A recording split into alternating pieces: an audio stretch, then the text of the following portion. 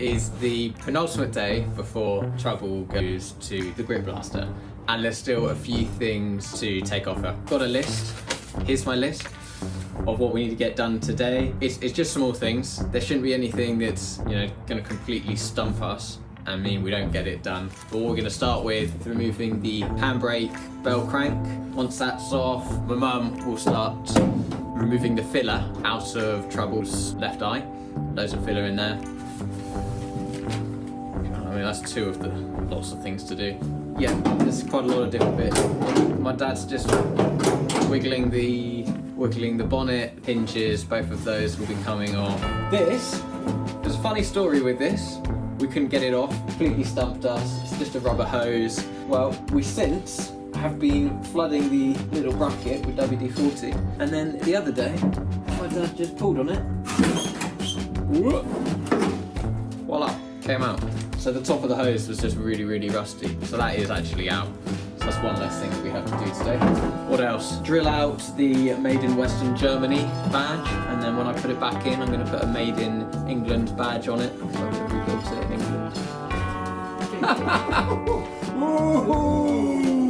Wait for the comment. That won't be happening. Yeah, that would be it. That's the list done. Let's see how we go. My mum and dad are going to be helping me for the last 2 days, and then the strip down is finished. How did my hands get so dirty? How did I start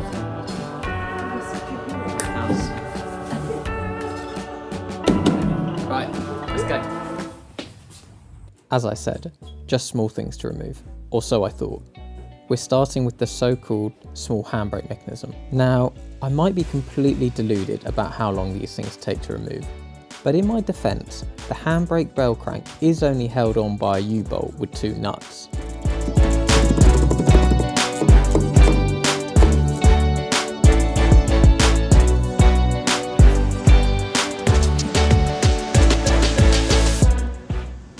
Oh, there we go. So that's the top of the U-bolt clamp. And then the U-bolt is hanging off the torsion bar. So that's the U-bolt. It's called a U-bolt because it's in the shape of a U. Now, this should slide out. Maybe I need to have undone this, like my dad suggested. Let's go get a spanner. With the bell crank still connected to the handbrake cable, which runs through the bulkhead and into the tunnel where the cable splitter is, I couldn't get the angulation, for want of a better word, to manoeuvre it around the torsion bar. So, as my dad had already suggested, I took the cable off. What you could have is a ratchet spanner, and then it would be a lot faster. Read my mind. That's on here. Something's not right there, is it? Ah, this one's the wrong way.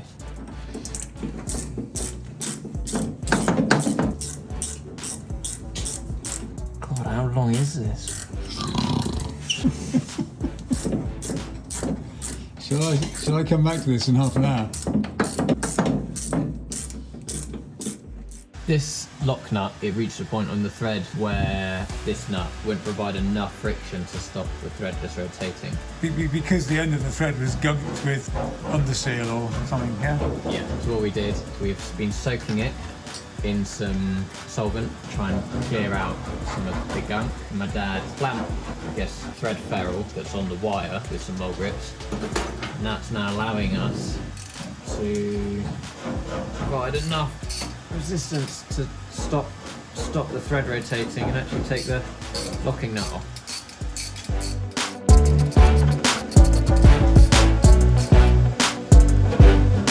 Locking nuts.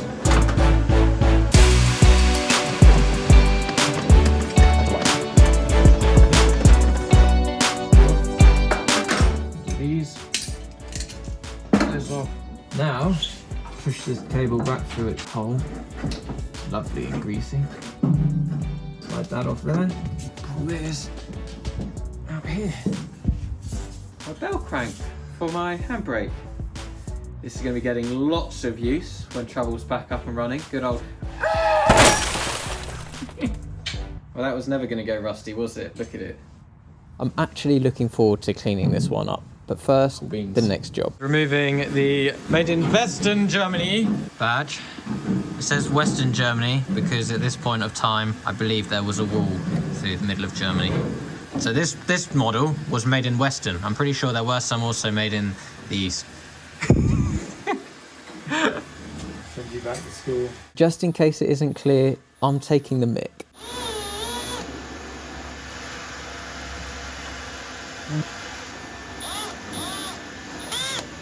Two gone. Through. Made in Western Germany. Why did you say made in Western Germany? Is that not how it is? With my dad unimpressed by my German accent, I went to see what horrors my mum was uncovering. Oosh.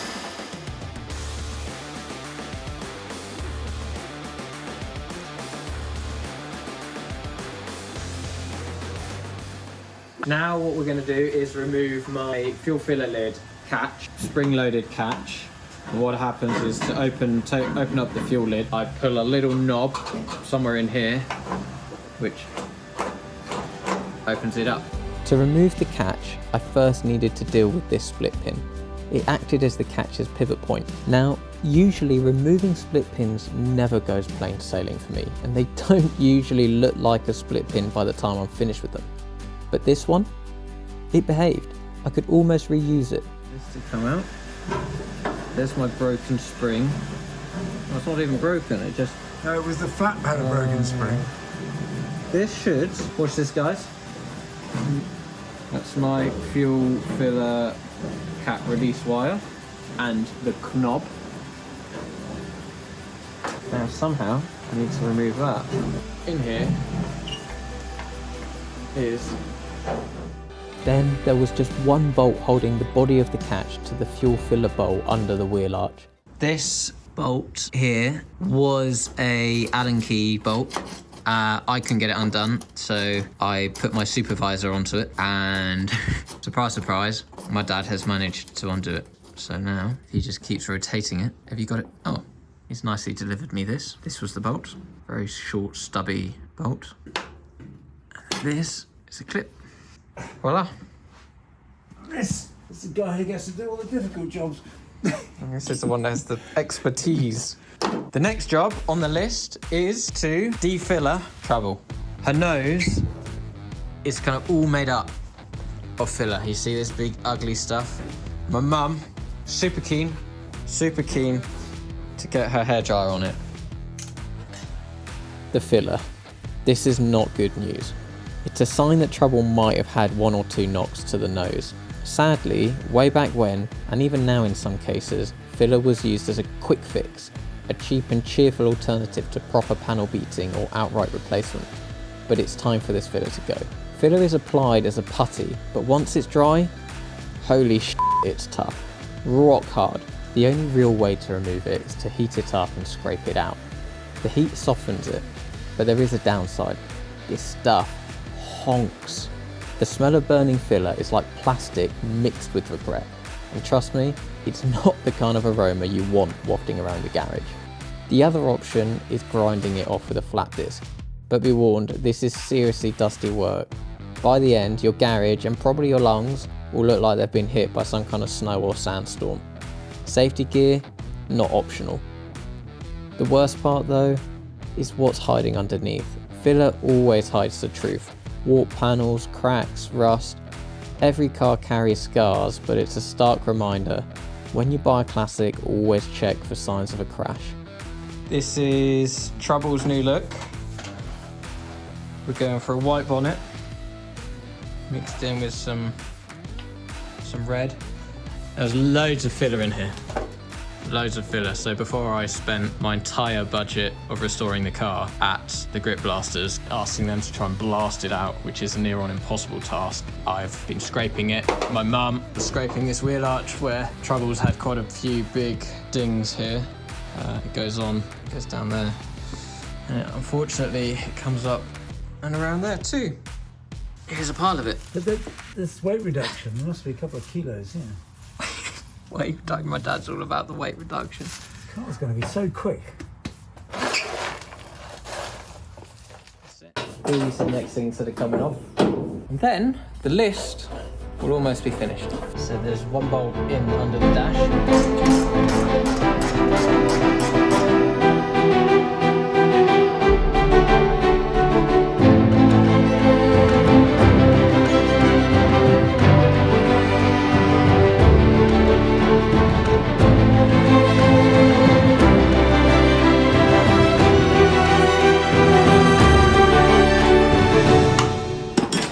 So was the screw in from the outside or the inside? Which side's the nut on? The nut is on the outside. On the outside.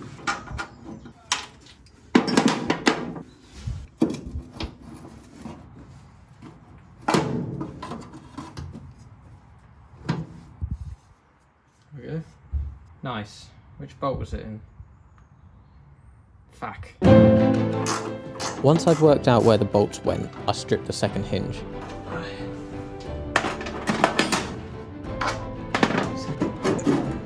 So that went in shut. Yeah, there you go. That's how you put them in. Okay. Remember that? You Yeah. put them in shut, guys. You try. Which is the favourite bit of the car so far, Ross? This is my favourite part of the car. Explain what this hinge is doing that makes it so attractive. The hinge locks, so that when you open the bonnet, the hinge is what holds it open. And then you move the hinge again and it allows it to shut. So you don't have a stay on the bonnet? You don't need gas struts, you don't need a bonnet stay. The way it works, it's in this kind of orientation when it's shut. And then when you open the bonnet, what you're doing is moving this piece up, which shuts this angle. So I'm opening the bonnet, and as I open the bonnet, if you open it all the way, it's rotated, this little triangle. What that now does is when I lower the bonnet down, this step in the back of this bracket is going to catch this spigot here. So now I lower it down, and that's it. My bonnet is held upright by the hinge. And now to close the bonnet, if I lift the bonnet up again ever so slightly, it pushes and it rotates the spinner a little bit more, and now allows me to shut the bonnet. So that's how it's working.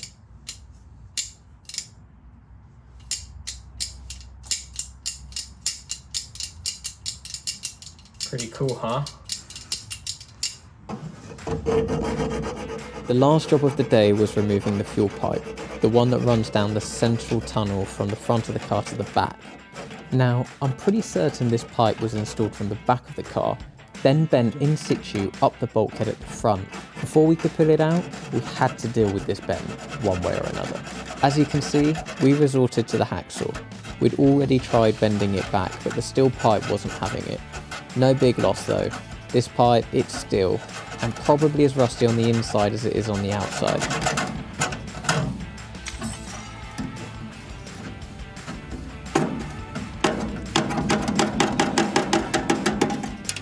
How is it out? Steel pipe. Not too bad actually, but seeing as we're going to put a new one in. Now, in theory, with all of that done, I should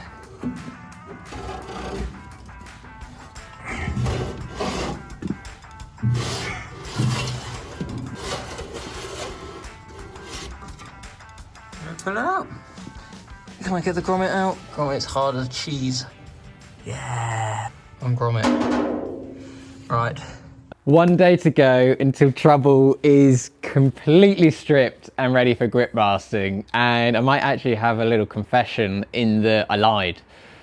Yes, I do have another day of footage to go. In that video, me and my mum are stripping the deck lid, and me and my dad put Trouble on her dolly. So 28 days it took me to strip Trouble. In a normal month of February, you can strip a Porsche 356 with the help of your mum and dad. Maybe you can even do it faster. Let me know how fast you reckon you could strip a Porsche 356 in the comments. So only one more video to go before we kind of reach the next stage of Trouble's journey with YouTube. As you can tell, She has come a long way since these videos were filmed. I never planned to make a YouTube, and here we are. So I'm trying to tell the whole story. I will eventually catch up. I hope you enjoyed watching this video. If you did, please give it a like. If you have any comments, or if you know a better way to remove filler that you can share with me and everyone else, please get that in the comments. And you don't want to miss how she's gone from what you've been watching on YouTube to something like this,